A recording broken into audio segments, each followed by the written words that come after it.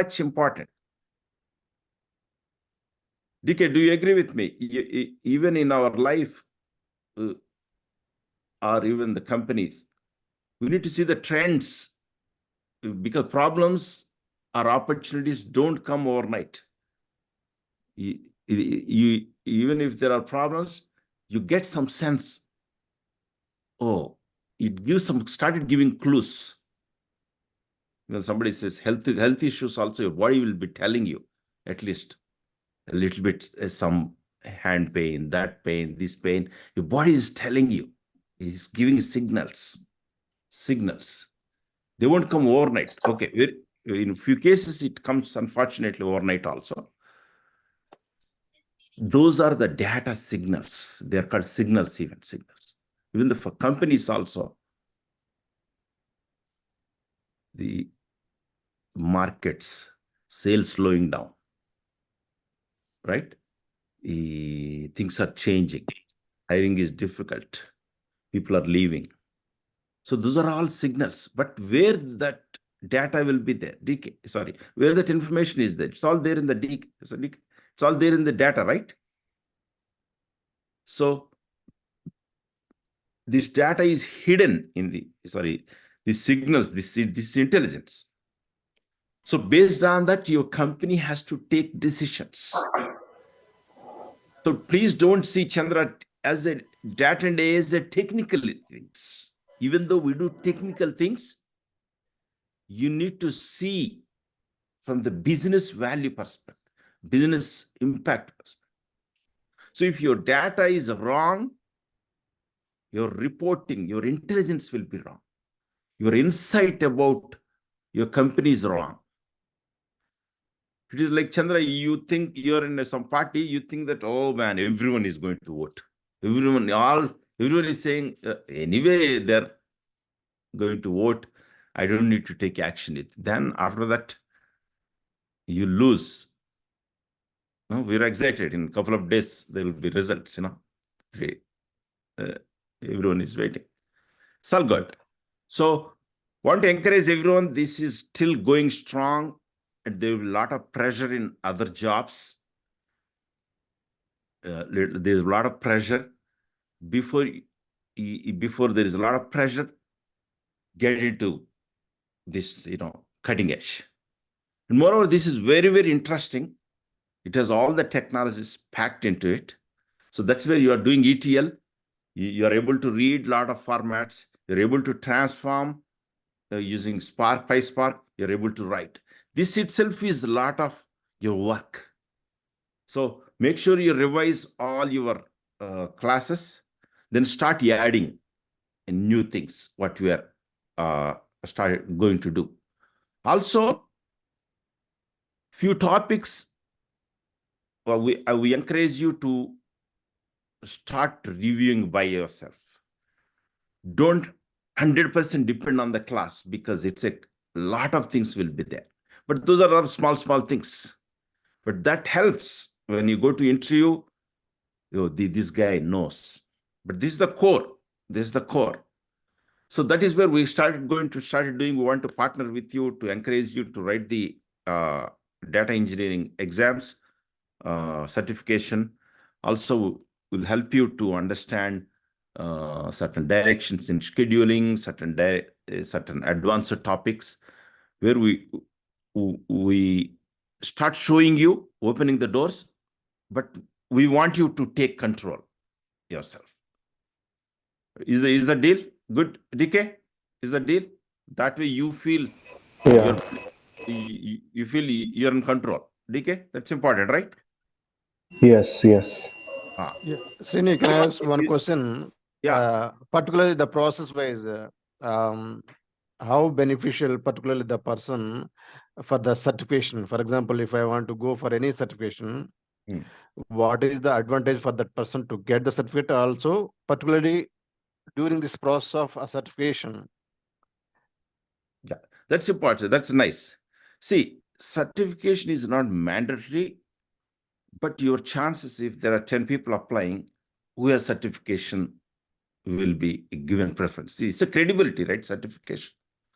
So especially there are two certifications, associate and professional. Professional is a little bit challenging, but at least I want you to do the associate. Associate is easy. If you spend 1 week preparation, you will be done. 1 week in daily, 1 hour. So when it is easy and it will add some value, even 10%. So they won't ask you too many things. Oh, woman, did you work or not? All those things. Those credibility things is the main thing, more than expertise. It's because you're certified, people don't trust you, you'll do great. Because certification is more theory and this one, multiplication, multiple choice, right? So they won't believe too much, but still they think that it shows you have some interest, etc. But I think we'll talk later. We don't want to waste. Akshata, welcome. How are you doing? Nag, Hari, Pavan, Prasanna, everyone. Keep focusing. Your career is very, very important. Don't neglect that. Don't neglect that. And you will have all the fun. You can go to parties, you can dance. By the way, Prasanna told, of course, Prasanna did a great dance. We were in a party. Prasanna told that I also did dance. She forced me to do a dance. Huh? Okay. You are a dancer, Srini. Huh? What is that? You are a great dancer, Srini. Okay, I'm a great dancer. Okay, awesome. It's all fun, guys. So you can do all the things. I know all of you don't hesitate to dance because it loosens up your muscles and it keeps you healthy. But make sure you have all the time for everything. But most important is your career. So because your career gives you a lot of friends, your career more than anything, more than money, it makes you relevant. It makes your career certain. Your mind is healthy if you are in the positive, in the cutting edge. If you're in the downside, you always have pressure. Some people will demand so much, that thing I want, this thing I want. Oh, you're not doing this. Oh, all this negativities comes into the picture. So if you're in cutting edge, even there is a negativity, you can leave and find another job. So it's a question of freedom and relevance. So your freedom and relevance is very, very valuable. DK, do you agree with me? Your freedom to choose. Yeah. Freedom that you are in big control. How important, DK? Tell me, to our friends. Yeah. I mean, freedom is so important, right? I mean, so more than money, what you want to do, the time in your control, and this can happen, right? If you are in a cutting edge technologies where you can dictate your terms and at least be, as you said, being relevant and Having have choice, time in right? your control, having choice. Having choice. That's so important, guys. It does not mean you will change the jobs, but the very fact, you remember we used to, I don't know, I'm too philosophical. When we used to have recessions, I've seen 2 recessions. This is third, if you think it's a recession.com. And we should think, hey, what happens if we lose our job? What is there? We will pack and go to India. See, the very thought that we have an option reduces pressure, right, DK? But now you see, unfortunately, we can't leave India because our roots are strong. Our kids are here. They're studying here. We are qualified to say, I and DK are qualified to say, because we went a couple of times to India and tried. Yeah. DK literally was there for 5 years, he built a great home. But again, kids want to study here. It's true, even with our cousins in India, their kids come here. They comes once in 2 years. But we are fortunate. See, your kids will be around. You are around here. Now whole India is here. So you don't have option of going there. That is their last option if there is a war, So, but it's so important, guys. Last, I will close. We have a good talk. But I need to say this because this is how I motivate myself. That is healthy. Your career choice. Oh, my career is good. But trust me, you think your career is good. But you know what is going to hit, you don't know.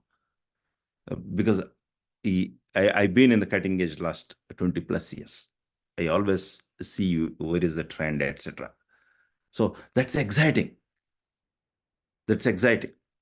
So it keeps you have a choice, and you make a lot of good friends also. You make a lot of good friends also. Awesome.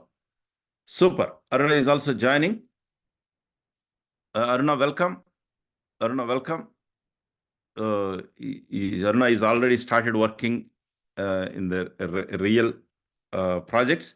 Aruna, we should give a demo sometime in next a couple of weeks, what the work you are doing. Okay? Welcome. Sorry, Srini, you said something, my laptop was muted. No problem. Okay, Harun, go ahead. So we're going to touch new interesting topics. Now, even Harun and Nag created a paid version also. We'll show you how the workflows looks like, all those other things. But you'll continue to do your community edition doesn't expire.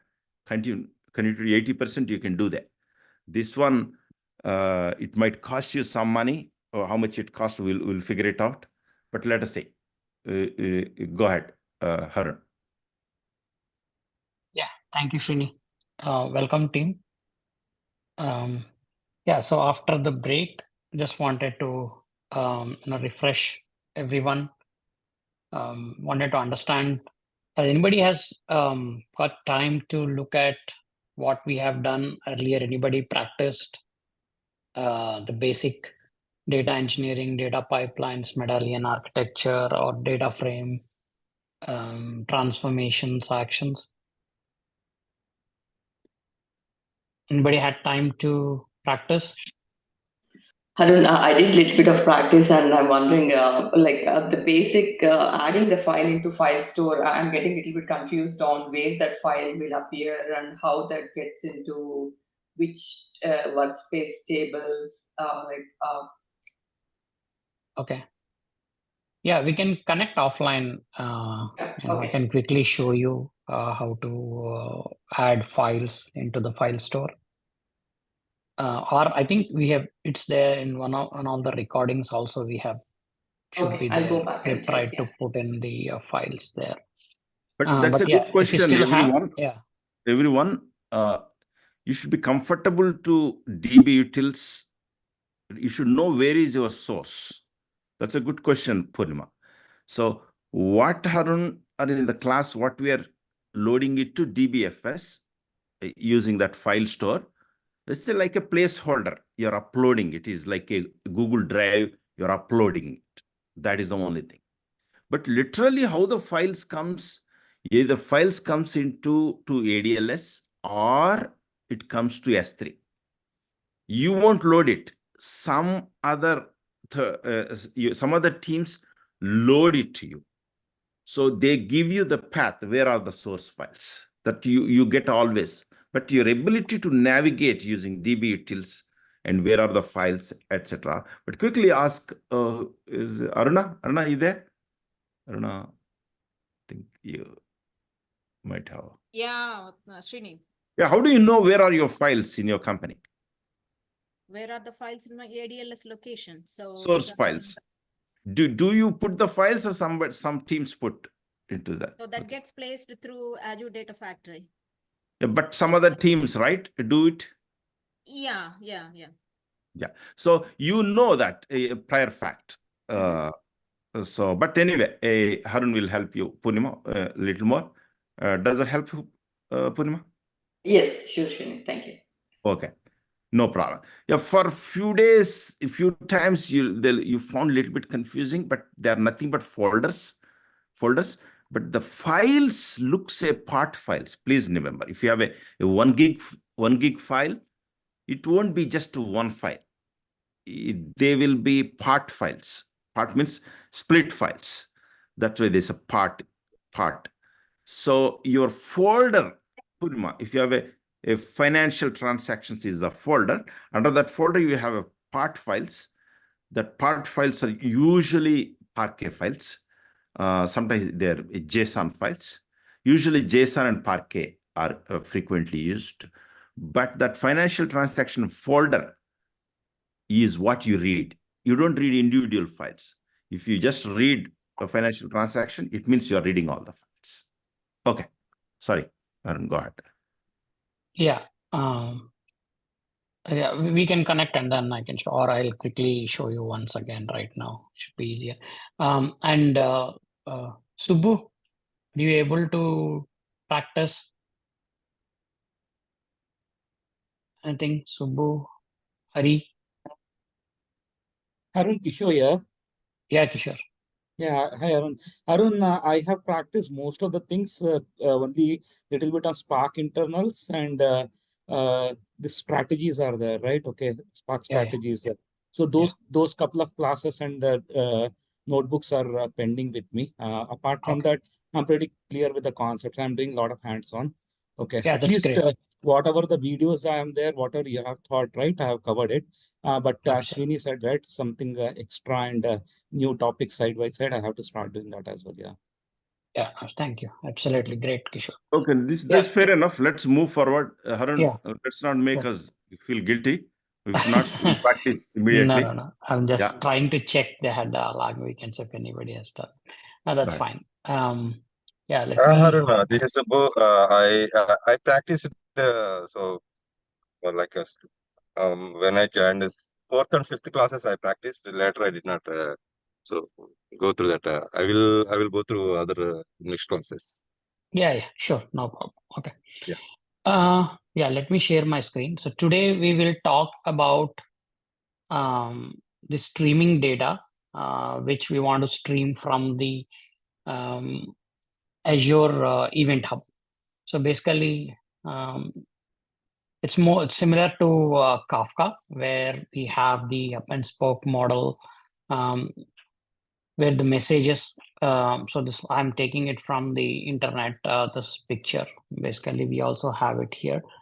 So what happens here is the Azure Event Hub is also a stream processing tool. So where the data comes in as streaming data comes in as events, and then it's stored, and you can also consume the events from there, from the event hubs.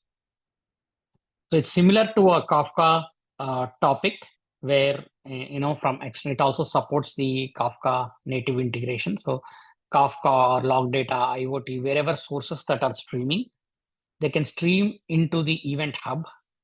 And then from the Databricks, the notebooks that what we are writing, so read stream. So remember we did streaming, Spark streaming, reading the file as a stream, reading table as a stream. We did last time, reading the streaming and processing the stream. The same stream, now we read from the event hub. So there will be events that are written to event hubs, and then we will read those events and process. And again, all bronze, silver, gold is based on Unity catalog. All of these is our medallion architecture. And BI, it's serving. It can be anything, Power BI, Tableau, or whatever BI tools you want to use, that part. So today we will discuss this ingest part here and the processing part, these two. Okay. So for this, our Databricks Community Edition does not support reading from the event hubs integration. So we have to have a paid version, so which I created. So we'll also give you a reference to the a video where you can just follow and create this entire exercise yourself as well, creating the Azure account, creating Azure Databricks with the Azure subscription, and then creating an event hub, and then you publish the data into event hub and read from the Databricks notebook. Okay, so a couple of examples that the data sets we have where you can consume the data and process and see the data in the streaming. So I was able to work last couple of days on this, and Pawan has also helped me working on this exercise. So But what we quickly, did Arun, first year, can you show the diagram again? Quickly, Yeah. I want to comment one thing so that Sure. Nag, you need to understand this. But please pay attention. Kishore, Purnima, see that event hubs is like a water tank. Your events are coming from the left side, streaming sources. So the data is coming into like a water coming into the water tank. Then we take that water out.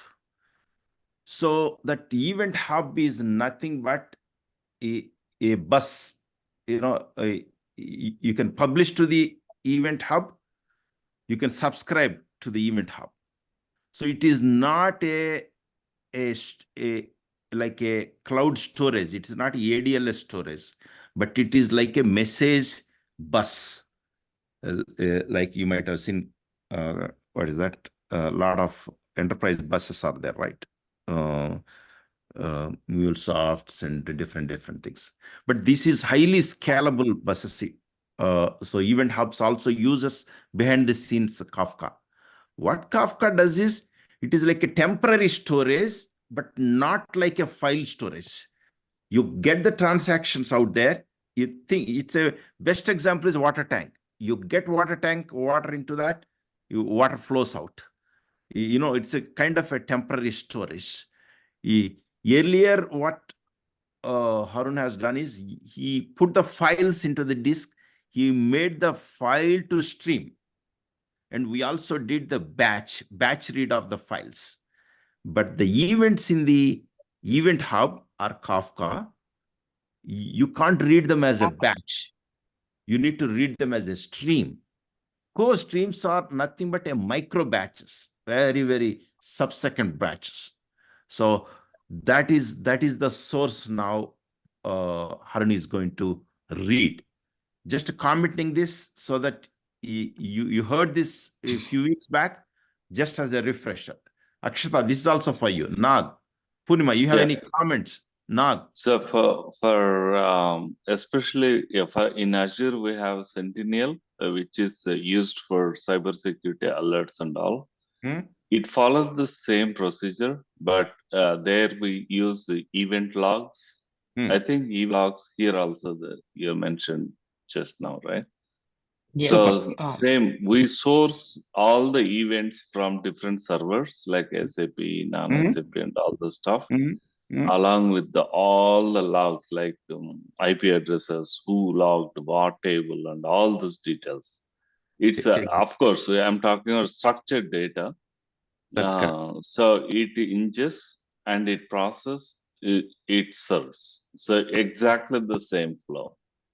Super. So I think enough theory. Let's go. Yeah. So we have to we have to understand the architecture here. It's mostly how the pipelines are done in the real-time industry. Most of the business use cases fall into this architecture. That is how the streaming sources come in, pushing the data into the system where you have an event bus, and then you start consuming using your Databricks or whatever streaming pipeline that you have, and then you process through these medallion architecture, Delta, like bronze, silver, gold, and then there is a BI to serve all this data from. Basically, you expose the aggregated data from the gold to serving layer.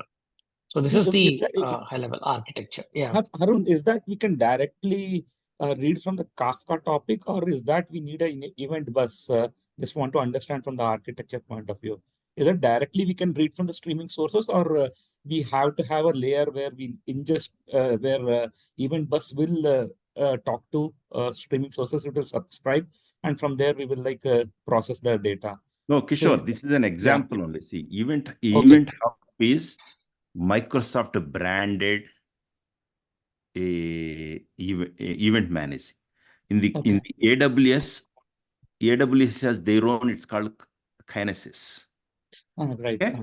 Apart from that, even AWS also offers managed Kafka service, MKS. Even Azure also offers Kafka service.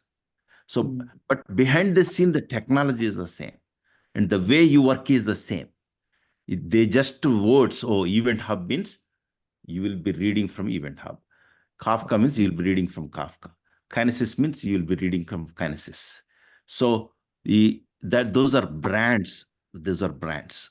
Yeah, but the absolutely. underlying it is the same. It is not mandatory. You need to have always Event Hub. In Azure, they have the Event Hub, which is very frequently used because it is supported. They took the Kafka and added some layers. They branded it as Event Hub. Kishore, does that help? Yeah, it Yeah. helps. Yeah. So Yeah. yeah, so Kishore, to add to that, right? You can, as you answer, you can still go and connect to Kafka and read Yeah. directly from Kafka as well. You can directly read from log data as well. See, for example, if your log data is coming on to Azure ADLS, some folder, or S3, right? So you can still, as we did streaming, right? So streaming, you can just keep reading the files as and when they are coming into the folder. So that is also possible, but getting into the Event Hub will give you more control and more features. What Azure has put in on top of this layers, right? So you can number of events you can control. You can go back and read the previous events. So all that is much more sophisticated and features available within the Event Hubs. But if you still want, you can go back and read from the original sources as well. Streaming coming directly into any of the folders and then read from there. That is also possible. Okay, Arun. Thank you, Arun. Okay. Yeah. Got it. Okay. So, so for that first, what we did, we have created the subscription, Azure subscription. You can just go log in, create a subscription, and this the Just first couple part. of minutes, Harun, couple of minutes. Just tell them this is the Azure portal because some people may not know what is the Azure portal. Yeah. So it's just portal.azure.com. You can just search for Azure, portal login page or something like that, and then it will take you to the official site. How And about from there, Harun? How about Nag giving some introduction about that will Azure be great. Wednesday for 30 minutes? Nag, get ready for that. Okay, please go. Yeah, Harun also help. For Yeah, example, if I have sure. portal access, how I can know and understand to go through this. Yeah, sure, Chandra. Sure. Yeah, But very great, definitely, Chandra. this is not a Azure class. Yeah. This is Azure Databricks class. Yeah, we will cover all those. We will cover it. We will cover it. Nag is their details on expert. Wednesday. He's from Microsoft, Chandra. Will help. Yeah. So you can go and create your Azure subscription account here. Start free or pay as you go. So popular services, all of these options are there. And then the video recording is also there. I'll give you that. So you can follow that and then create your subscription on this Azure account. So once you create the subscriptions, so you will have your whatever subscription you have created. This is the new subscription. And under the subscription, you go and create your namespace. First, just create the resource group. And under the resource group, you kind of create a namespace for the event hubs. So all we are doing here is directly, so there are a lot of resources. Again, Nag will cover all of that under Azure. But one of the resource we are using in the Azure subscription is the event hubs. So for the event hub, first you create a namespace, right? Once you create the subscription, you create a resource group. And with this resource group, you create the namespace. I just created Starsbricks namespace. And once you create the namespace, under that, you create the event hub. So first you create the resource group, subscription, resource group, namespace, and the event hub. So that's the sequence of creation of the resources. So once you go here in the resources, under the namespace, you have the event hub that you have created. So if you go here in the entities, so you have created an event hub here. If you go here, event hub, so you can configure all of this. You just need to give the basic information of which resource group it belongs and the namespace. Just very quick 2 or 3 information that you have to provide here to create the event hub. So once this is done, you can see here, if you go back and say, look at this, the event hub, you can also configure the partition count and the message retention. So the message retention is basically, it says whatever events that are coming in, how long do you want to keep it in the event hub? So as we said, right, it is a temporary storage. So after 1 hour, it will automatically delete the older messages. Messages older than 1 hour, they get automatically deleted. Partition count is again one of the feature, how many partitions you want that to be written, so that it helps you to read in parallelly from multiple partitions at the same time. So that is also something that can be configurable based on the incoming messages, how many messages are coming in, and what is the volume, traffic speed, and then how fast you can read and how fast you can process. Based on that, you can configure how many partitions you need the messages to be in for you to read. So if you go here, the event hub, something called generate data. So basically in the industry production pipelines, we have seen that architecture, right? So messages come in through Kafka or even the IoT or logs into this. But here we can also generate some data within Azure and then publish it to our event hub for testing purposes. So if you see here, data set, what data set you want to publish, and what is the content type you want to publish as message. Okay, and repeat send, how many times you want to send this event to the event hub. Okay, so this is the, if I use JSON, so this is the payload, custom payload that I want to send. Okay, I can also send XML, I can also send text data, right? So if I use JSON, so I can remember we did JSON processing, right, before we went on break.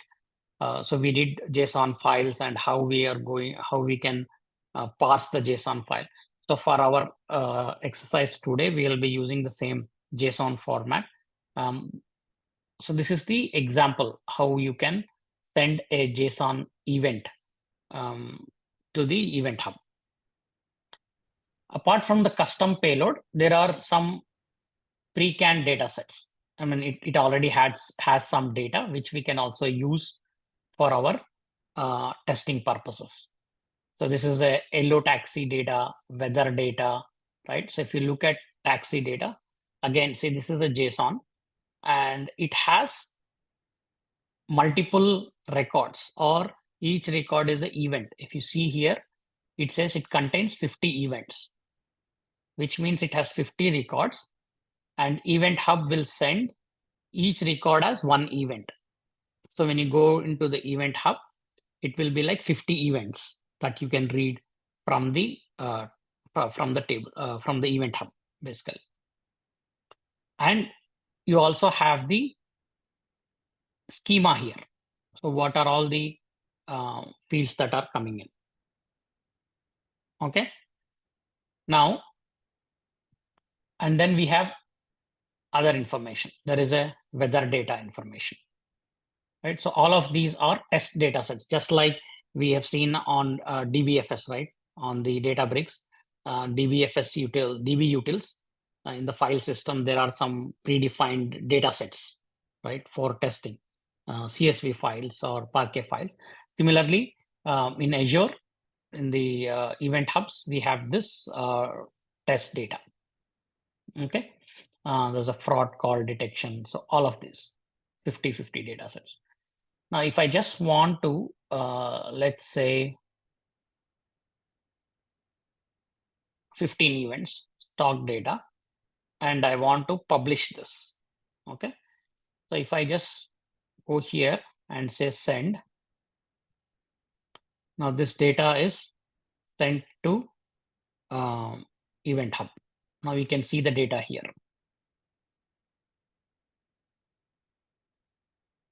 So each record is sent as an event. So it has event body, is the offset number, sequence number, partition ID, so enqueue time. So this is metadata. So other than the body, you get all this metadata to play with. So when you want to see in your processing what time the messages come into the Event Hub, what is the enqueue time, what is the partition ID that it is using, sequence number, offset number.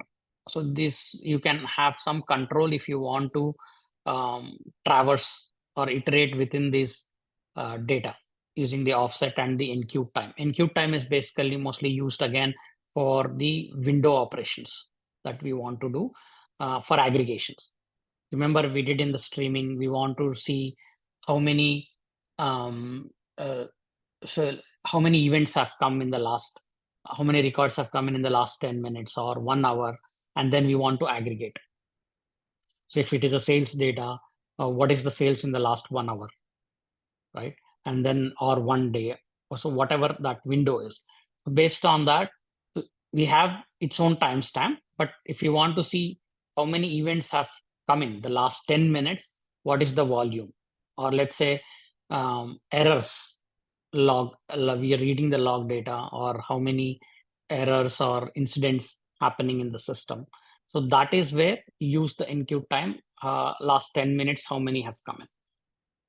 So that is the rate that we want to see. This is the metadata to play with. Okay. Any questions till here?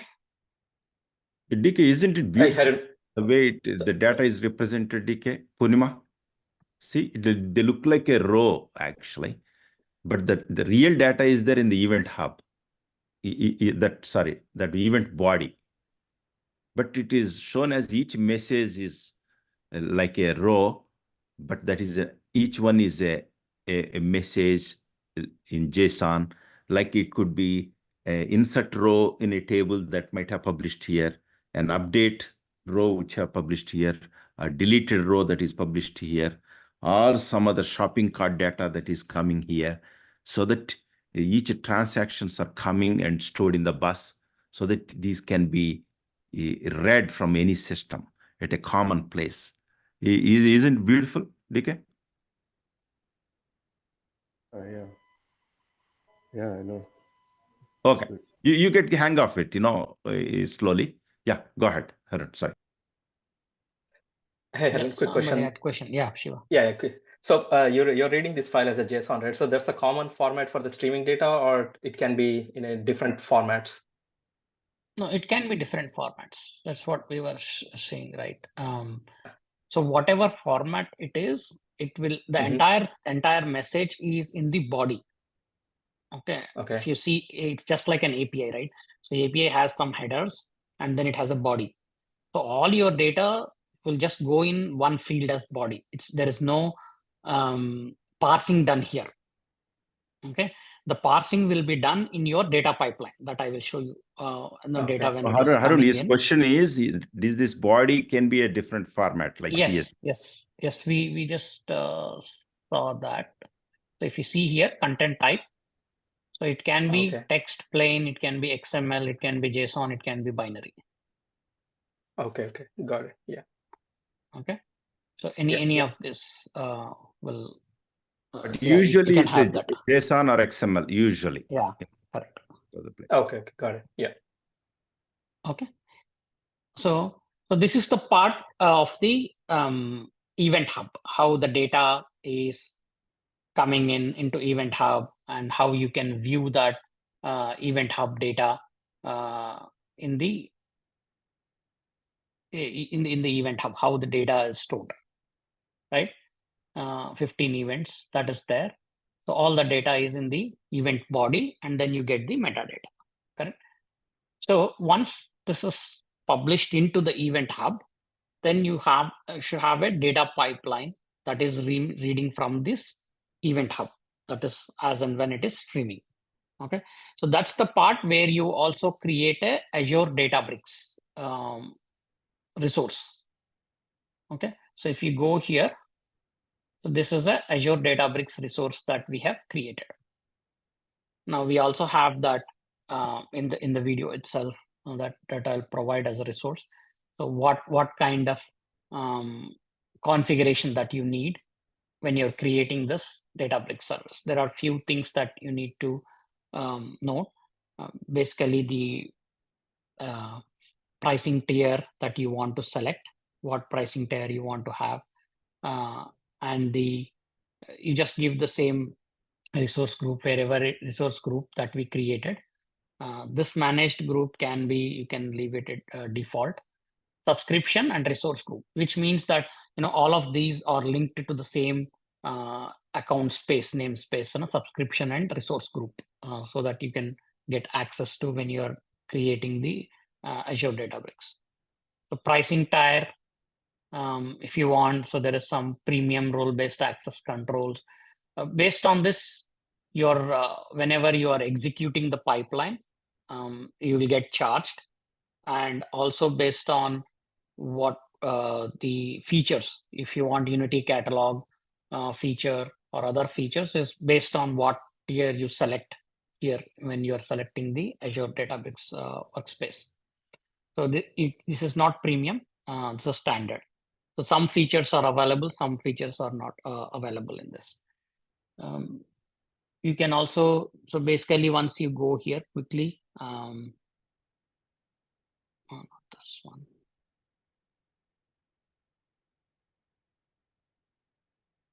Okay, that we can look at, it's not important, the pricing thing. For the last 2 days when I was doing this exercise, I just like being charged $1 till now, doing this entire exercise. So I don't think it'll be very expensive if we are just making sure that we terminate, or anyway it is auto terminate the team. All of this cluster after this. you'll not do at work. There will Yes. be administrators, somebody will provide you all the things. Only thing is, in the training, it helps you to know a little bit of basics. That way, you are the infrastructure, you are the developer, you are the admin, something like that. But Nog and Harun will help you if you have any offline questions. They have a wonderful video they will share. It will be supportive to you. But don't worry about it. But your job is to write the code. Your job is to read a developer pipeline. So let's focus on your role. But great intro on the source, how it looks like, the data in the source. Now the question is how you read it. Yeah. So when you define a cluster, so there are a few things that you have to make sure. So when you're defining a cluster, that if you want to read the events from Event Hub, Azure Event Hub, so these are basic, like use 12.2. Again, we just have to see what is supported and then use that same library to read. Terminate after 10 minutes of inactivity, so it gets terminated.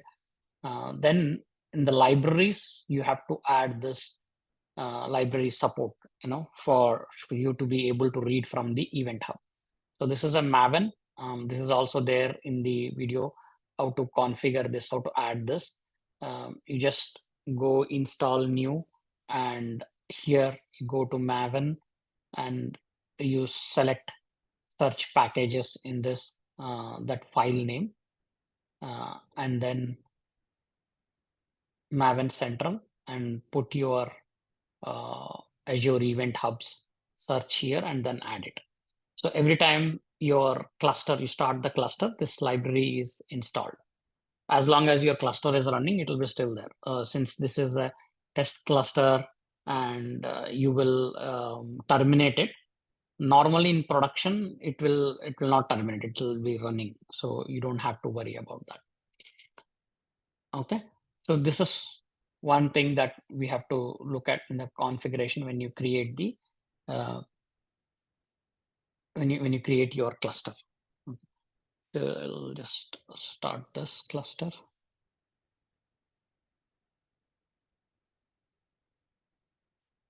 Okay, so while the cluster is starting, we'll go and look at the notebook again.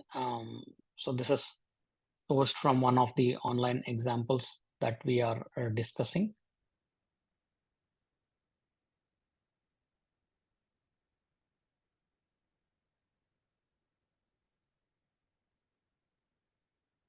Yeah. So it's the same image, that the notebook that we have imported, and it has the same architecture thing. The first thing, we import PySpark functions here. Okay. And we'll just run this. It will say keep finding instances, acquiring more instances. It's just waiting for the cluster to start. Okay. Now again, we create bronze, silver, gold. Remember the schema that we want to create. So once we run this in the catalog, you will see here we don't have the Unity catalog support. So what we do here in this, we create the schema within the Hive Metastore. The cluster is starting. We'll wait for that to come back to see all of that.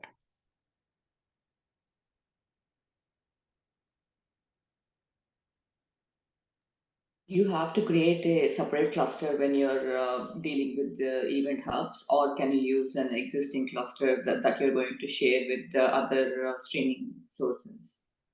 You can share the same cluster. You don't need a new cluster, but you just need to have the libraries in that cluster that needs, for the support. So normally when you have a cluster, you have a init script, initialization script when the cluster starts. So within that same initialization script, you can add this library also, for that, and then you can use the same cluster. Okay.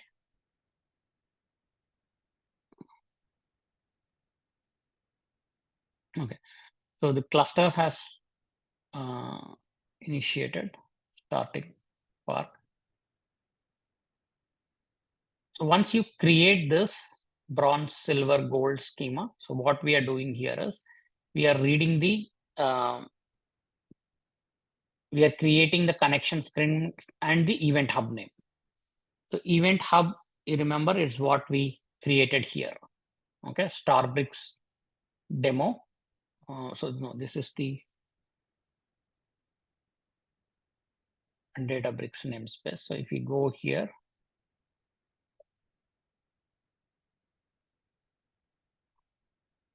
so this is the event hub instance, Starbricks demo. Okay.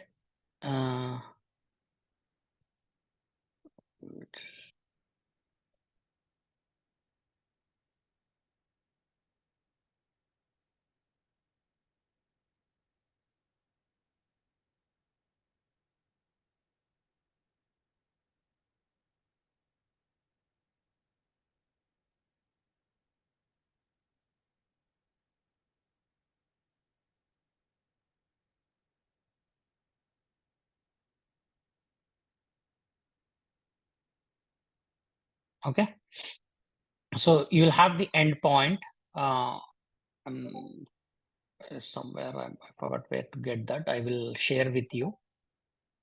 In the properties here, you will get the actual endpoint connection name that you can use as endpoint to connect to Event Hub, and then your Event Hub name. So only you need just these two properties.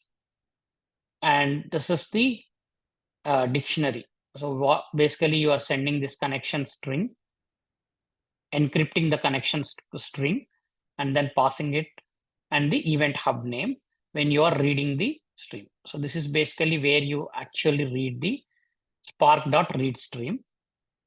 Format is Event Hubs. So remember format, we used to read like format JSON, format CSV, or format Delta. So similarly, Event Hubs is a format to read from the Event Hub. And then options, you provide *ehconf, which is this dictionary. So it will read these properties, property name and value from here, Event Hub name and Event Hub property name and value here. So once we read that, it will start load. Load means it will kind of get started running the start the stream, and will start reading from this.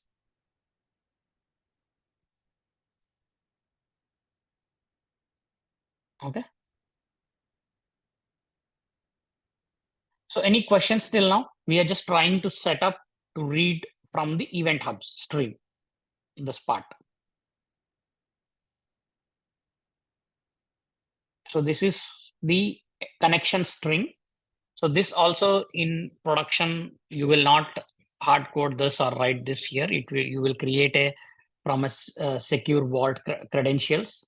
There will be a credentials object or credentials file. You will read from that, the endpoint and the event hub name. Event hub name can be, yes, you can use your own configurable, which event hub name you want to read from. It's a topic. So these are just two configuration properties that you need to read from the event hubs. So once you do that, you're reading a stream, and whatever you are reading, you're writing to a bronze table. Okay, so I'm just giving a weather checkpoint. Output mode is append, as and when we append it, and the format is delta to table. This is the table name, bronze not weather. So bronze is the schema that we created. So we can go to catalog and see here. See bronze, gold, silver. Okay, so these are the tables that we have created. So I think let me recreate this. It will be easier.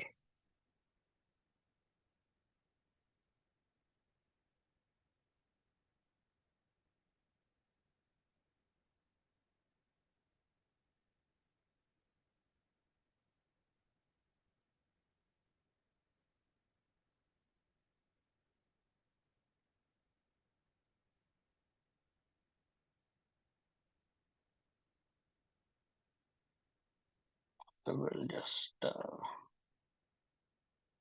percent SQL drop table. I'll just drop schema. You can just recreate schema.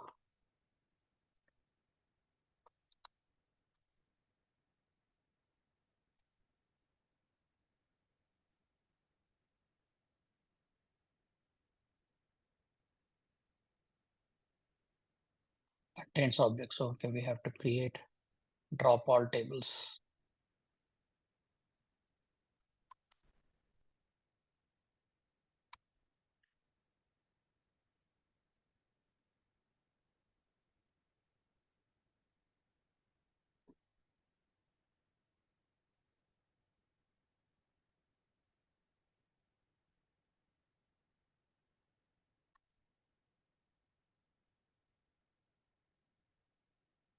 Okay, this is not created yet.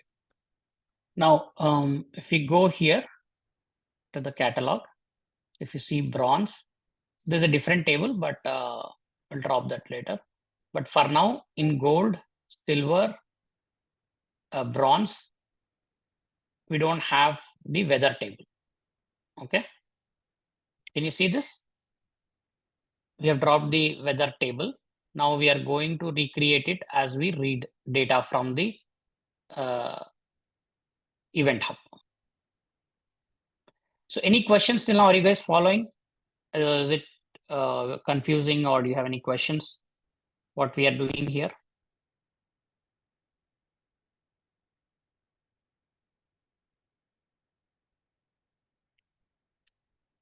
Prasanna? Yes, sir. Yeah, is any questions, anybody? No. Chandra? No questions. Okay, fine. So what we'll do is first, I'll just start the stream here. Okay, we'll first run this one object and then run this stream. So now the stream is reading from the event hubs for the incoming events.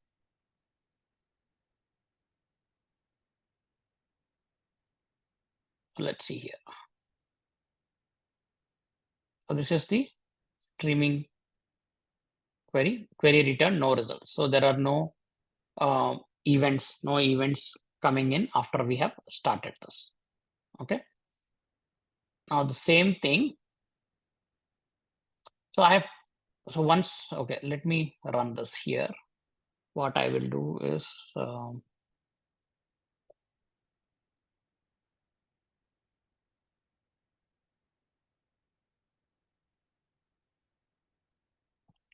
okay, now let me go back to the event hub.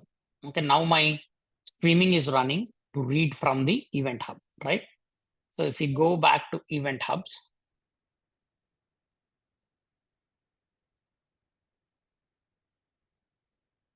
this is my event hubs here. Okay, and generate data, custom payload. So I'm removing this. So I'm using this data: temperature, humidity, wind speed, wind direction, precipitation, conditions. So this is my JSON data with these values. So now I'm sending it once. So once I send this to Event Hub,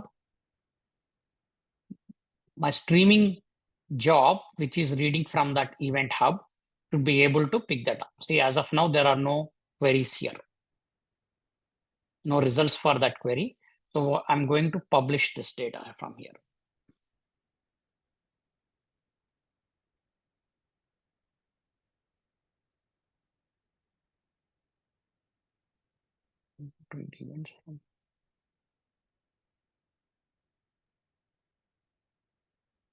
What happened?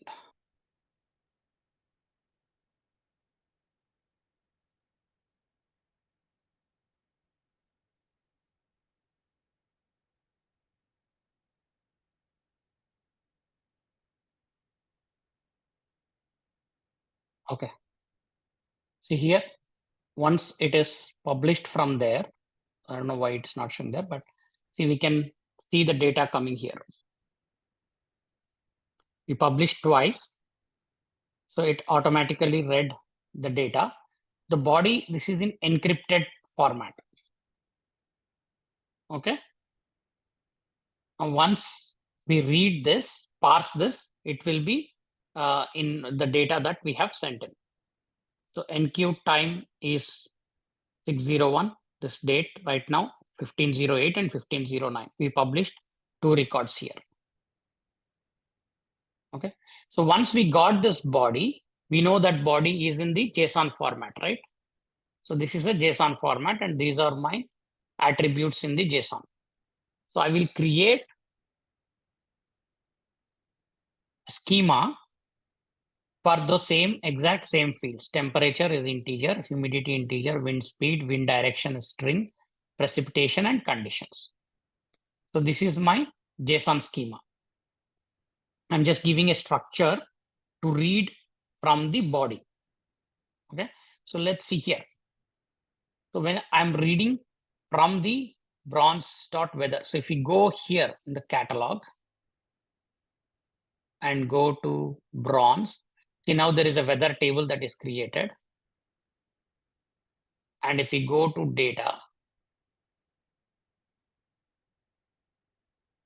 see all of this data is here. Sample data.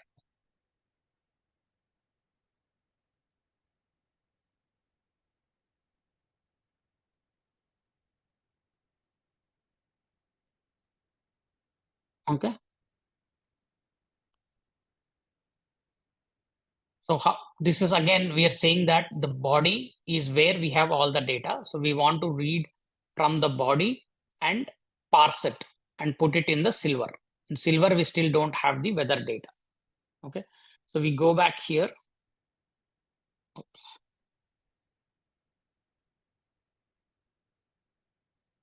Workspace. We go back to our notebook.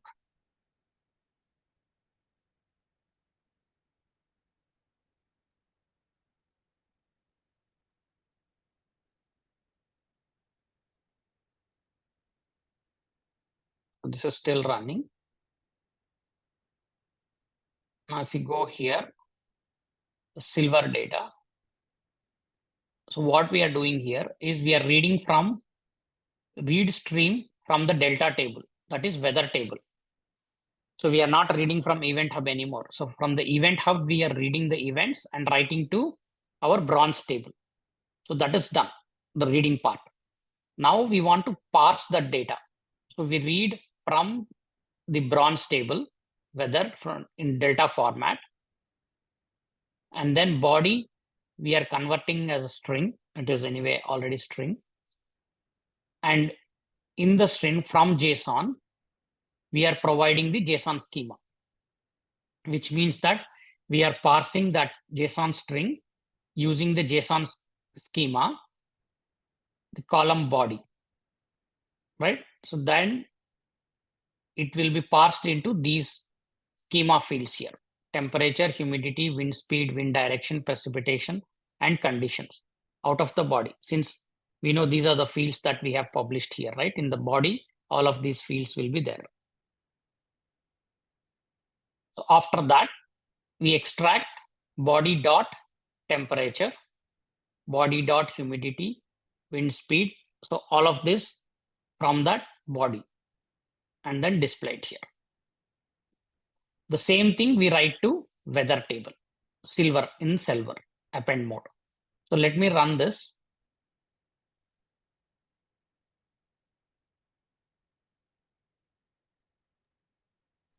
Harun, quick question. The data that you've shown in the bronze layer, right? It's still encrypted, right, over there? Yes, bronze Okay. table is encrypted. Same encrypted. Whatever is coming in, we are just writing that. Okay, so you don't mention anything in here to convert, decrypt, or it just automatically decrypts when you go into It silver? automatically decrypts when you Okay. are parsing this here from JSON. So cast a string, it will automatically decrypt here. Okay. Okay. See the last two rows, it has automatically processed. Temperature, humidity, wind speed, wind direction, precipitation. We published twice, so we got it twice. Now, as these are running, we can go back and publish again the same data.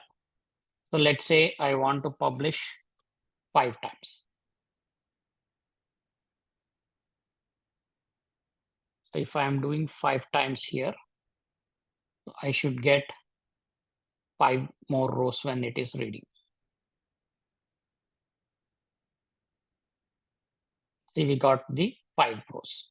1, 2, 3, 4, 5. Earlier it was 2 rows, now it is an additional 5 rows. The same thing as and when it writes to the bronze, this will pick it up and start reading. See, 5 more rows. Now published time is 15:15. Right? Now, this gold is basically just like reading from any silver and doing aggregates. So you can do aggregates based on the timestamp window here. So this is the timestamp. Since all of this timestamp is within 5 minutes, you will not see any multiple windows here. But still, you can go ahead and create the gold layer as well, so that as and when the data is coming in the silver, it will read, aggregate, and write it to the gold weather summary.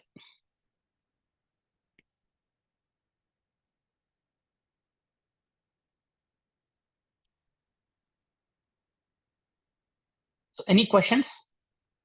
So let me publish 5 more events from here, and we'll go back and see how the data is coming in.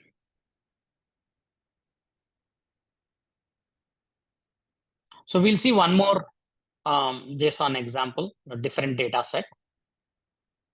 It will be more clear before you start doing hands-on on that.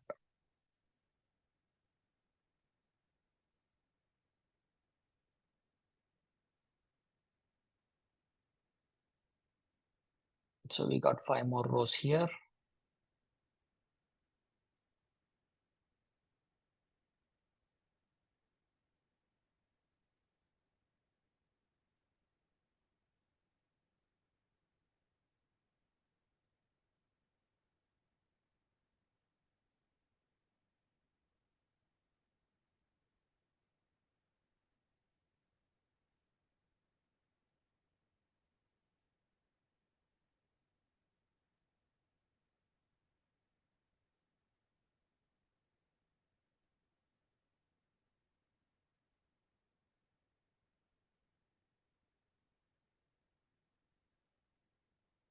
Okay. So this data set is everybody good? Any questions?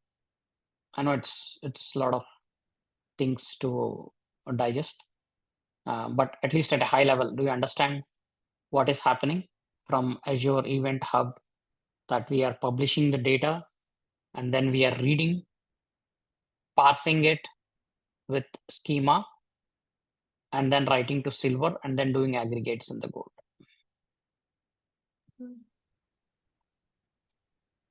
Yes, Harun. Understand. Okay. So let me stop this notebook. Okay. Yeah, you need Now, some time to definitely go through the video and a little bit practice, everyone. But just to get the understanding, a few nitty-gritties as you replay, you get used to. Probably in your current work, you might not have been doing this type of work, but streaming is new to many even companies. But very interesting technologies where you can get the data in near real time. So the streaming work related skills are in very hard demand. I really encourage everyone to focus on this. It's a great skill to build. You get used to, but stay focused. Great going, Haran. Chandra, DK, any comments how you're getting basic understanding on this? Amruta, Akshata? Yeah, for me it is Yes, good because like we are also using similar Kafka and these bus related. I think now you are understanding better, right? Right. Yeah. I know. Prasanna, yeah. you feel good? Little bit? Please. Getting the hang of it? Purnima? This is Aruna. Aruna, Yeah. comment. Just to add to that streaming concept, so actually, as I'm working on the part, so my company has they said it, all the layers, it has to be done through the DLT and the streaming only, through the Okay. nodes. So no Super. other thing. So I guess it's because of that benefits that we have. So that's how the companies are focusing. Right, super. I think you'll use the same concepts even in DLT, right, Aruna? You read stream. Only thing is, Yeah, with the just on the top you have a DLT. DLT decorator that you use at the Yeah. DLT. Instead of DF, it's a DLT. DLT is another thing you'll be learning, everyone. First, under the hood, it uses the same. It's a more easy way of doing it, especially writes. The read remains the same, but we'll touch that later. But first, focus this core. You need to know this streaming because streaming is the foundation for any other proprietary tools Databricks is developing. So streaming is also used in open source. Even you go to a company where they may not have Databricks, they may have just a Spark migrating to Databricks. So all this helps. Purima, are you getting the hang of what's going on here? Yes, I'm following Srini. Yeah. Super. Kishore? Yeah, good Srini. Following Srini. Yeah. This is you need to talk comfortably with where you're working. Then you get a good recognition, Kishore. You Yes, should Srini. always Yeah. talk.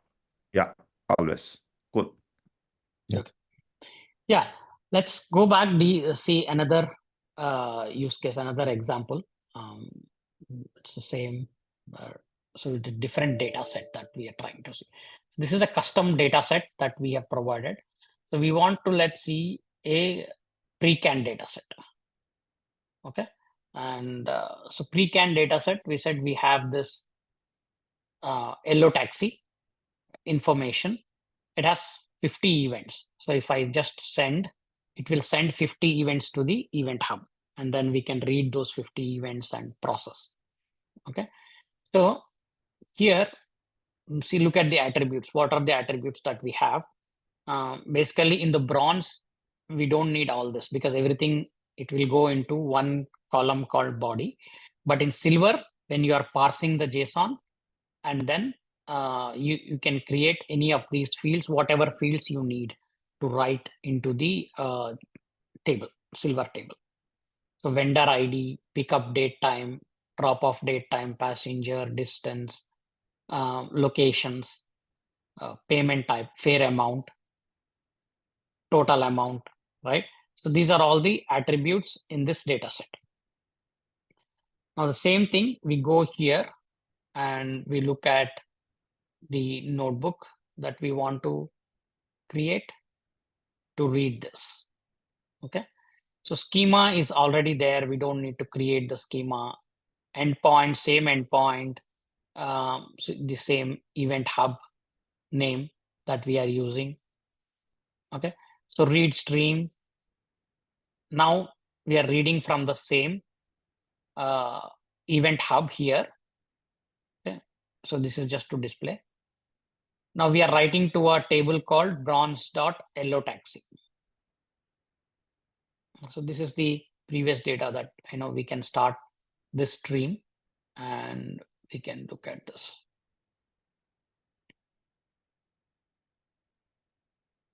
Okay, so we have started the stream. Now it is trying to read from the event hubs, whatever the events that come in.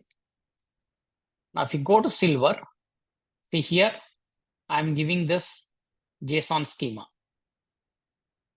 to read from the body. So body has all the fields. So whatever schema I want, I can just read those fields. So see here, I'm not reading all the fields. Some of the fields I'm not even reading because I don't need them. Okay, so it depends on basically the incoming data might have hundreds of fields. Okay, but everything is there in the bronze. Basically, you write whatever is coming in, entire thing into the bronze. If you get 100 fields or 1,000 fields, all 1,000 fields is there in the body and you put it in the bronze. So nothing is filtered, nothing is transformed when you write into bronze. That's the best practice. It's not a rule, but it's a practice that whatever is coming in from source, you write it to bronze, you dump into bronze, so that if you want anything, you can always trace back to the bronze and see what was exactly coming in from source. And from there, what process or what transformations you have done. Okay, so in the silver, I am only taking, so these fields right now. So these are the fields I want. So I just take these, what type is not different. Okay.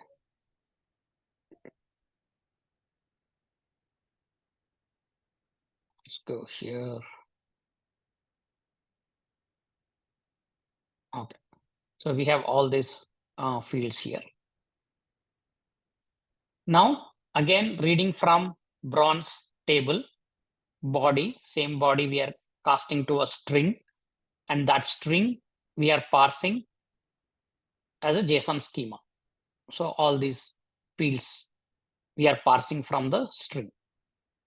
From that, I'm selecting again whatever fields I need from the body column, and then I'm writing to the silver table. So let's run this stream as well.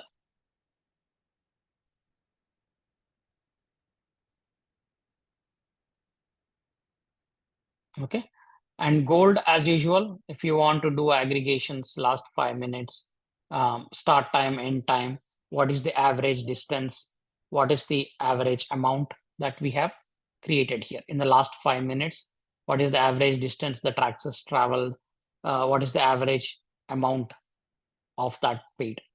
Since here we are getting everything is publishing at the same time, so it's each one is taking as an individual event, but based on the window time, you can still do all of these aggregations. That's the concept here. Okay. So let me run this as well. So all my pipelines, streaming pipelines are all running with whatever data that is streaming in. Okay. Now I go back to Azure and then just publish these 50 events.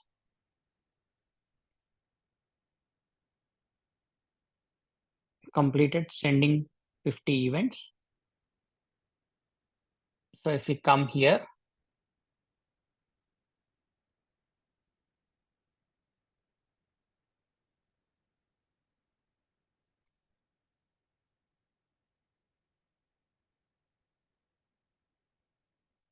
Yeah, see now the data is coming in 50 rows.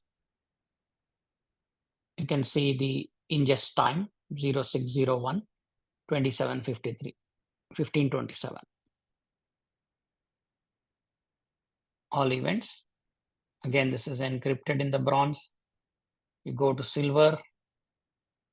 See now the vendor ID, pickup date, drop off date time, drop off date time, passenger count, trip distance, location.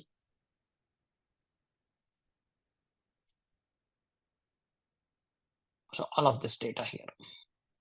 So this is some previous data and all that is coming in. So you can ignore that, because you are reading from the existing silver table once you have stopped and you start reading it. And this is the aggregations. You got all 50 rows because the timestamp is all the same.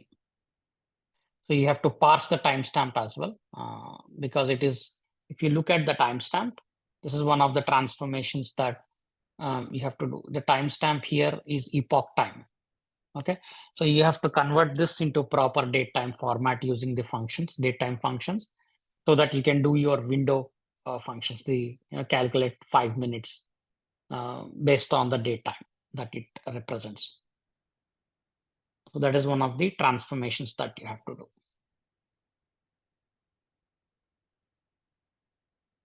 Okay, but overall, so that is the use case, how to read from the integrating from the event hubs or any other streaming integration from Kafka. So basically Kafka, you have to, so what is different would be like how you connect here. So this part is the only thing that will change. I mean, even for Kafka, you have to give like your IP address for the brokers, servers basically, and the topic names and all of that, the consumer group. So here, all that is taken care of. There is no server names or IP addresses or load balancing that done. It's all serverless. You just need to give the event hub, and based on the load, the event hub, based on the incoming traffic, it is elastic. You can actually get started with all of that. Based on the volumes that you're reading, it can scale up or scale down. All that is configurable at the event hub, and again also at the cluster you create to process that. Okay.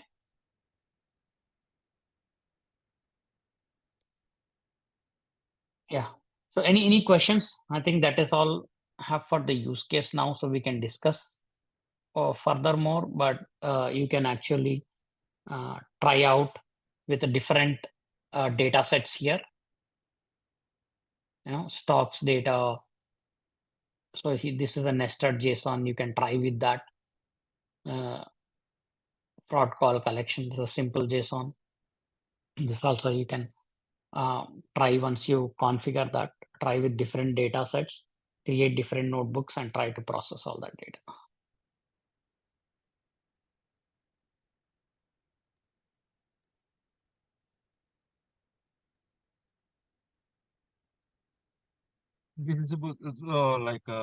Can we get those events in the Azure, or can we have to create the data from our side, events? No, this is already, you will get all these pre-canned data sets. Once These you are the create events, an right? event hub, yeah.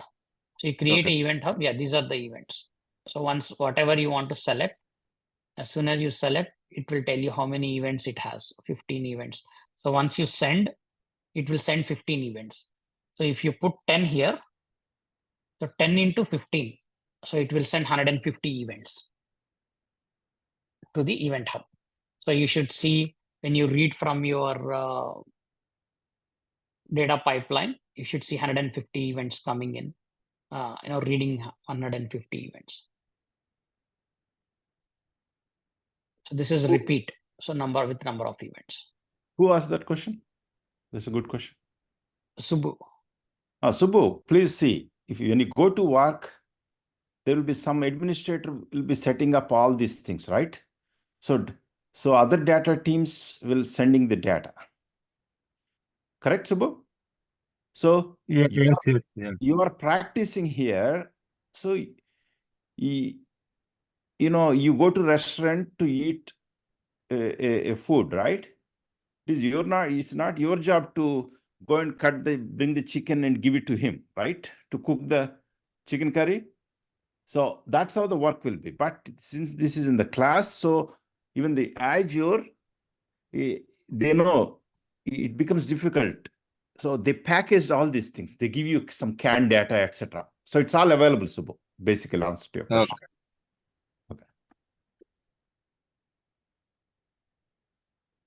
Okay, Harun, let's ask some revision type. Let's take Purnima. Could you please give some understanding what you understood from the beginning part? Say when he started with Event Hub, what is an Event Hub? What is all available? Can you give a couple of lines to just want to check how you understood? So you're asking how they have set up events, like just like whatever you know or whatever you understood in the class about that Event Hub. yeah, I mean, on a high level, I'm correlating it with the streaming, the topics that you have covered before. That basically we get data in a certain format. In here, we have a JSON format, and each event is like a row of data, and we need to parse that row and extract that data in whichever format we want, and from then on, it's the same thing. Whatever we want to do with it, however we want to aggregate or analyze. But it's just like difference is we are reading the file versus here we are working with the events. Super. From where these events comes, Purnima? Just ask a question. That's actually in the company. Question that I do have, but from what I'm understanding, it could be anything. Like in SQL Server, all the data gets logged as events. Like anything, any processing, any error logging, or any .NET framework it calls. Like anything can be an event. Correct. Like maybe system generated events or someone else Or is let processing the data. it put it like this. Everyone, please understand. Most of the time, these are change data captures. In the sense, suppose your company got a new customer.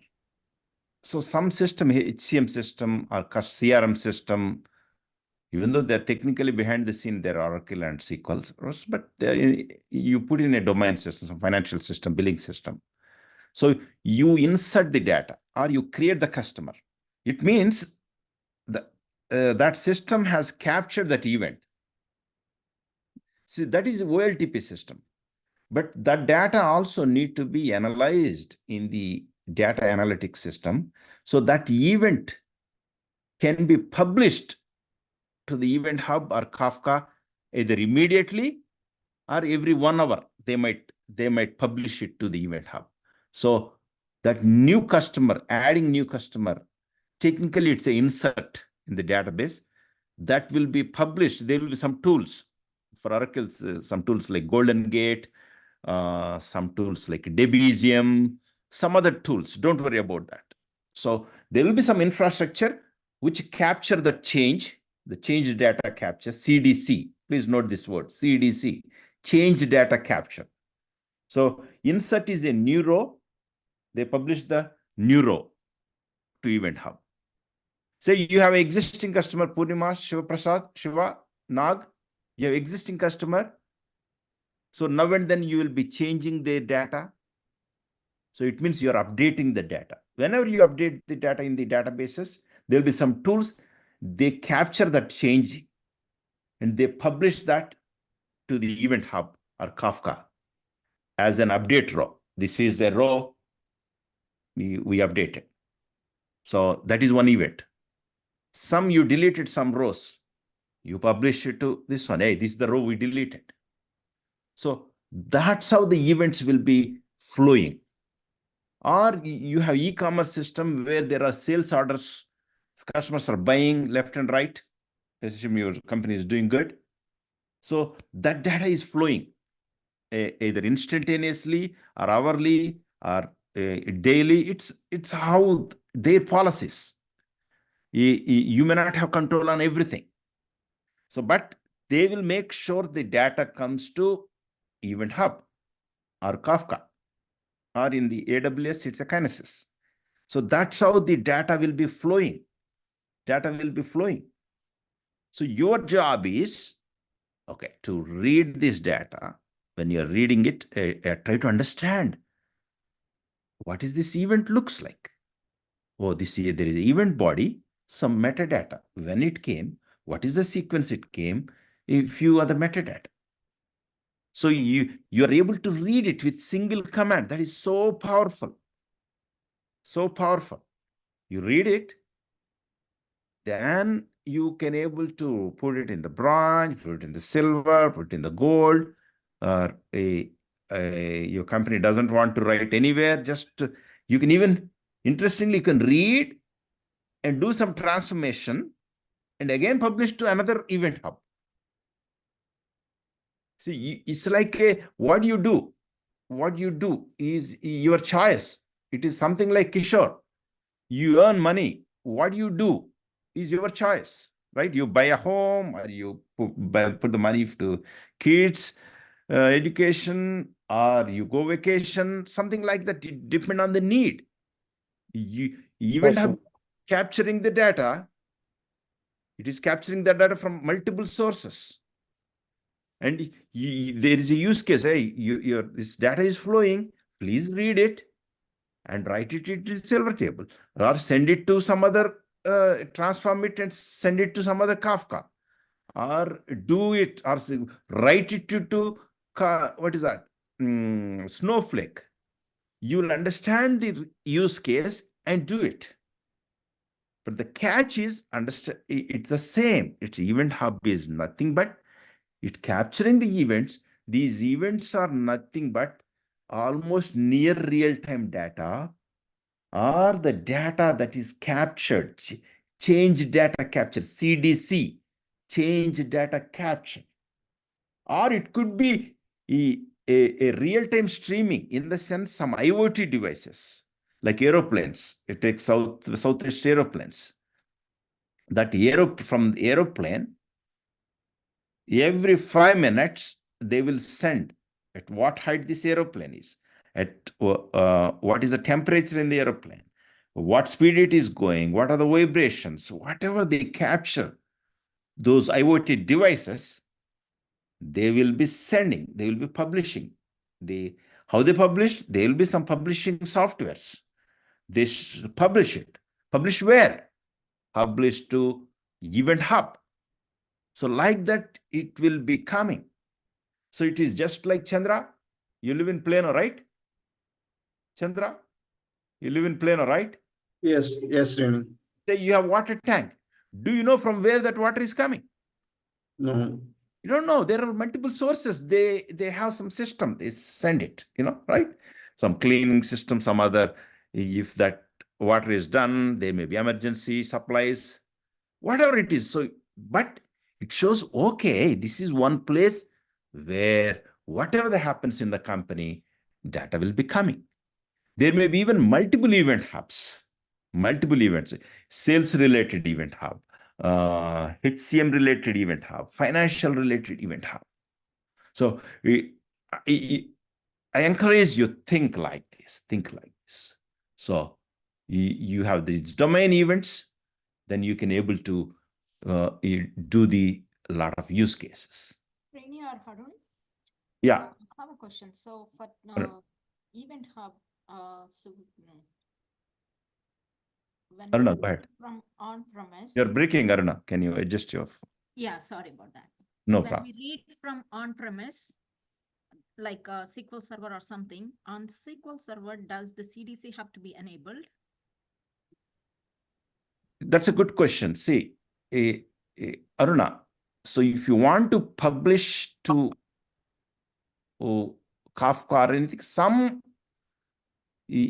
some mechanism of CDC should be enabled. what tools you use, your company will decide. But answer is yes. Otherwise, it has to be published, right? Otherwise, sometimes, you may, suppose you are publishing every day in the evening. Then you may not capture the CDC. Instead, you will write some custom program. But that also kind of CDC, right? You don't publish everyday events, correct? So you might capture only those 24. And sometimes you will do a full load. Some people don't do CDC. For them, it is difficult. These are not big tables. Every day they publish the whole thing. But every day, those tables could be new table, new data. So they may be even publishing full load, Aruna. So it depends. Yeah. Makes sense, right? Yeah. Because we are, so another part, another group, we are also working on that actually. On-premise. So the problem is, I don't want to take everyone's time. So we don't have the CDC enabled exist right now with on-premise. That's why we were just like whatever we needed. So we are doing a full load through the pipeline into ADLS. Exactly. Yeah, so we are trying to enable CDC, but there are some challenges with the, so DBAs are working on that. Exactly. This is all ideal scenarios we are talking, Aruna. But your company may be at one point. If you don't have CDC, they may send you full load, just like you are doing it. But eventually, they try to go to a CDC. That is the goal. Yeah. DK, any comment on this? Did we confuse anyone upfront? No. I mean, I'm familiar with the CDC, so you don't want Please add. to send millions of records every day. Again, load into the database. So you have your sales records, like you have 1 million records, and you insert 10,000 every sales orders every day. You don't want to again send all your million records to the plus newly added ones every day. So you only want to bring in the changes. So your source systems or some tools would have that capability to get only changes propagated to the your target database system or analytical overlap system, right? Correct. So that's what. So a lot of ERP systems, they have some built-in tools that you can leverage, or you have third-party tools like ADF or Azure Data Factory or some other tools which can interact with the source ERP systems or database systems to get only deltas. Change data capture is also called delta records, which means you are only bringing in deltas every day, not the whole dump of the data, right? So which will bring only delta records from previous ingestion, right? So you only want to bring the changes, either updates or whatever, inserts and deletes, take out. So that's what it does. Correct. That's correct. Very good description, DK. Great. So Shiva is also saying it is also called incremental process. CDC is a sophisticated word, but generally we say incremental process. Shiva, you want to add a couple of points? Your experience? Yes, Srini. So the reason why I said incremental is sometimes the CDC is like I'm talking about the batch processing and the data warehousing world, right? So take like for example, a student financials, right? So it's like a lot of transactions every day. It happen. So every day you cannot do a CDC on and the transactions are like incremental, from that sense. So you have a time point. So you take that time last update timestamp or something, and then you move on from there. So that's how you bring in only the incremental records, because the transactions that are passed already cannot be changed in terms of financial transactions. So that's the reason I'm saying like incremental is also a part of like where you bring in only the changed or new records into the tables.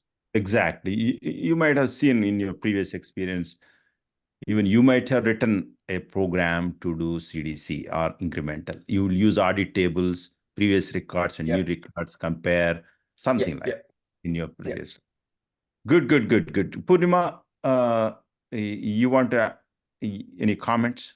No, actually, adding to what Shiva just mentioned, it makes sense for me now because change data capture is something that we only use for auditing Unity catalog tables. You know, the raw, the dimension data, not the actual transactional data. Transactional data is so huge that we don't want to enable change data capture on that.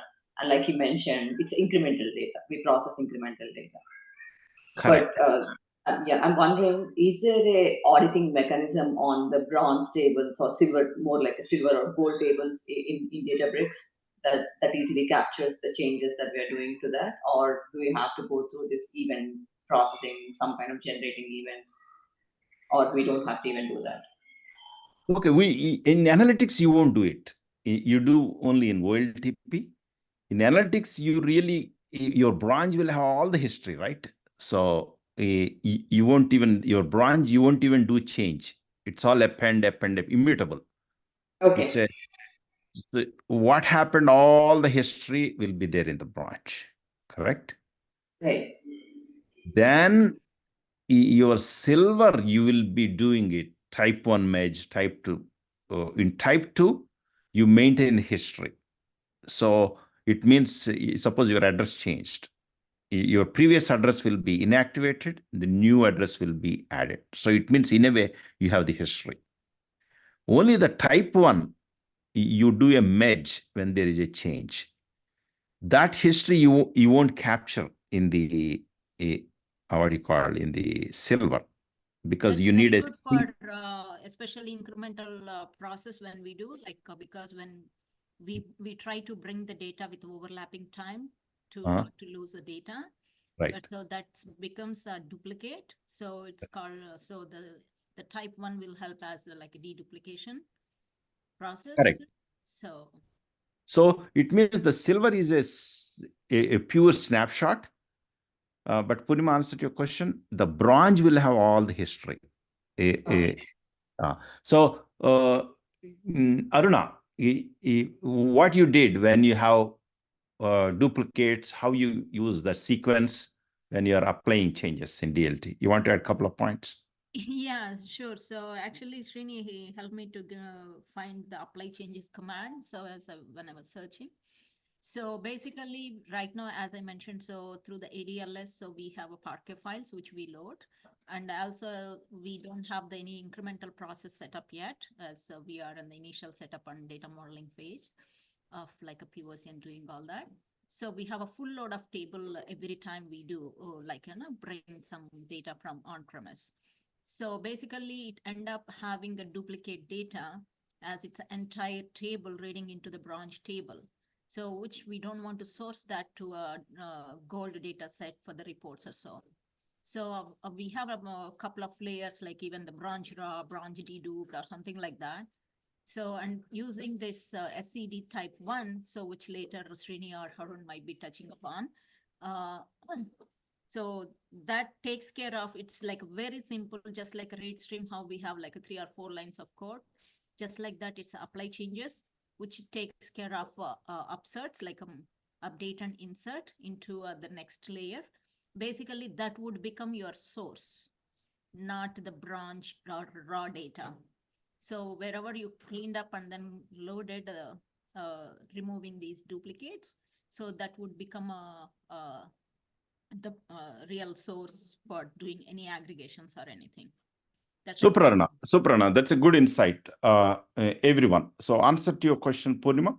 So any changes in the analytics system, Databricks, since the branch has all the history, you will only focus on serving the need, giving a right snapshot through Silver, that is called type 1, type 2. We'll touch that. But others, these are all practical insight, nuances. When you do really, you will really get the hang of it. But this is fairly good information, whatever our friends have shared. As you practice, you you slowly understand. But focus on the basics. In summary, Harun gave a great description. He came up with a great use case, excellent documentation. It has he put in the notebook also.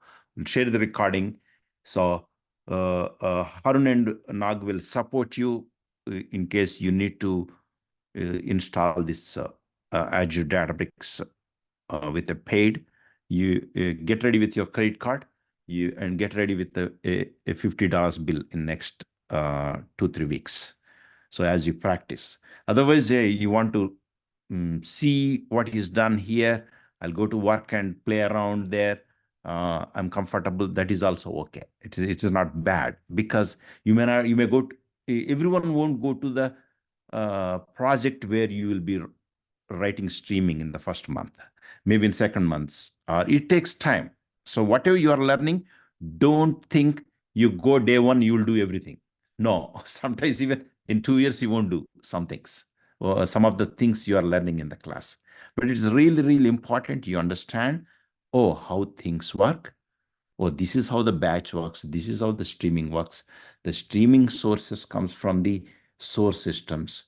But in fact, honestly, I don't care from where it comes. What I care is, what is the format?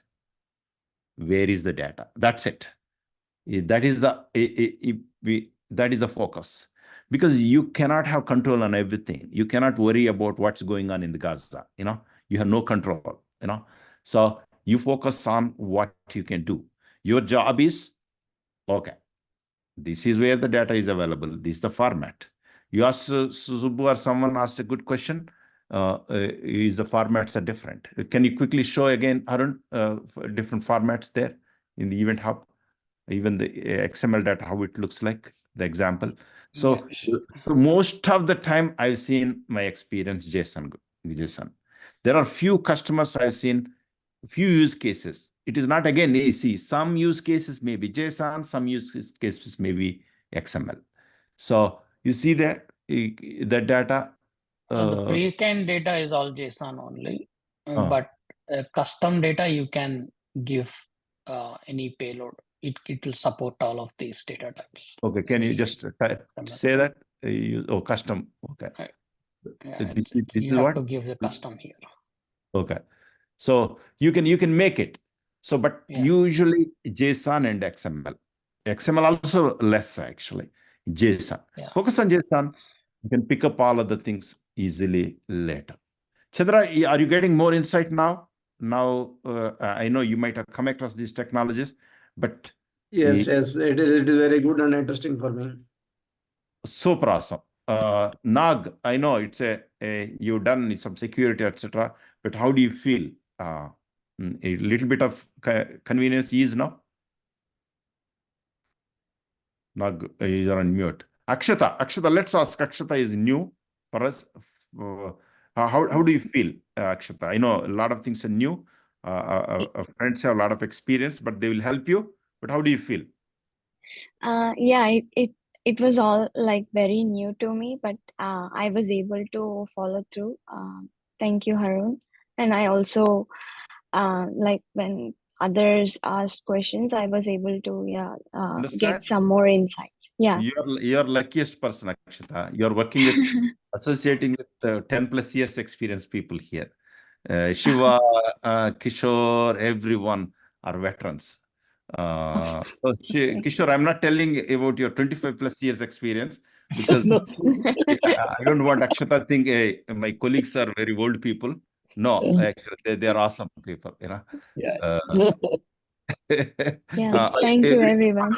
Everyone will help you. It's all good collaboration. Amrita, you're from Bangalore. Nice, feels good, Akshata. I know Srini from last 30 years. Aruna, are you kidding? I'm so old. 30, 30 years you're saying. You should say 20 years, Okay. Okay, excellent. So, Aruna, you want to share a story when you joined my school? Did I beat you? You can. Now you are forcing me to tell my. Of course. Yeah, very happy to actually. So Srini and myself, like I was a student of Srini. Srini had a like intermediate college back in Machirla, where we both are from. So I was a student in his college where he started. So, and I studied my intermediate there, and so then passed out.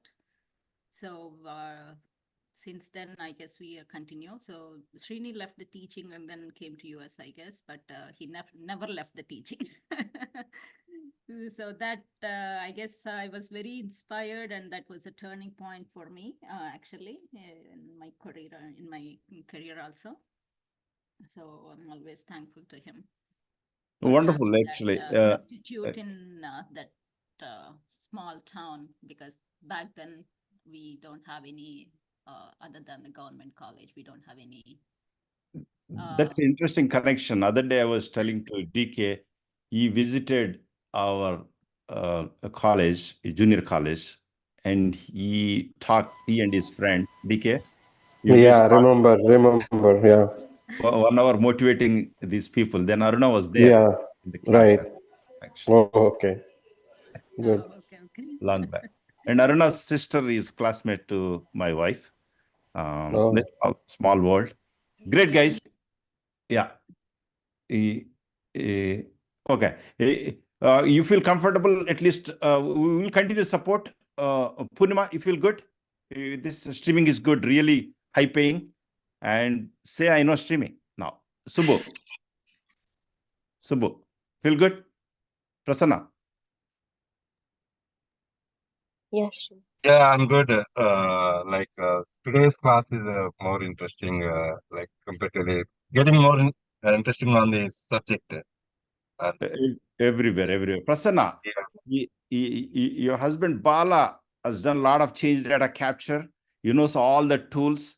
In fact, I worked with him at customer, where he is the one who support us to do the CDC and send the data. My role is only after it reach to the Kafka, we need to take care of it.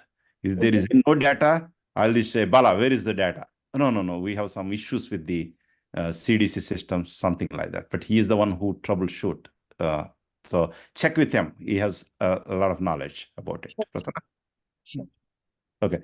Hari, I think with the screen name, dialing from Seattle.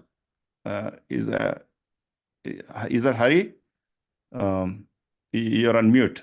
You want to say hi to our friends? You're working in Databricks, I know. We met in Seattle a couple of days back. You dialed in. You're on mute. You want to say hi? Or otherwise, if you're not there, we'll connect. Amrita, you feel good? You're understanding? You're from Bangalore, right? Where is your sister? Yes, Tin. Where is your sister? She is caught up with some work, so couldn't join today. She may Are you join catching tomorrow. up? Are you catching up? Are you catching up? Yeah, every day we connect. No. Are you catching We up the talk. class? This class? Class, yes. The streaming thing is little new to me, so I'm connecting the dots with the Azure related stuff, with the events, what exactly, Event Hub, all these things are little new to me. Oh, So I'm not connecting known the to you. dots You with go it. to any work, it's new to a lot of people. It is not that, as Purnima said, it is not that you go there, everyone do CDC and streaming, guys. Only a 10% of use cases will be streaming, because people can live with 1 hour data late.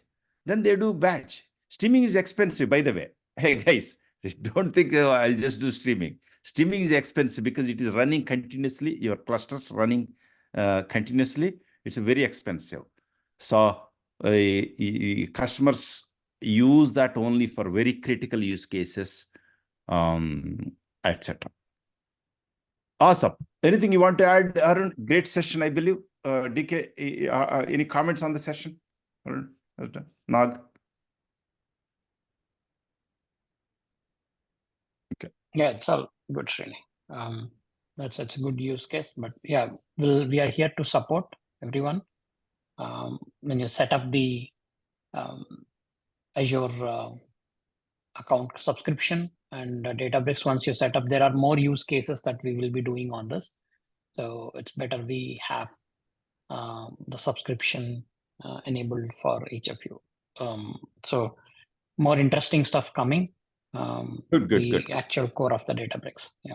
But now you see, the more we are thinking of practical, etc. So let's connect tomorrow. It's a well spent 2 hours. Well spent 2 hours, guys. You have 24 hours. You do whatever you want to do. But good, you spend these 2 hours. This will be very, very useful. Consistency. As Aruna said, I've been there in the these trainings and learnings. So this is really good. It will help. And the way we do is we appreciate everyone. We feel good. We do like, as a friendly classes. So you will connect. All this will become your good friends going forward. So it means you have a lot of support system, even in the work. Even after these trainings, you can call anyone anytime. That's how it is. But good, we'll connect tomorrow. You enjoy your Saturday. We will connect tomorrow. Don't miss the class. Okay. Yep. Thank you, guys. Take care. Thank you. I will publish by the Thank you. evening. Thank you all. Yeah.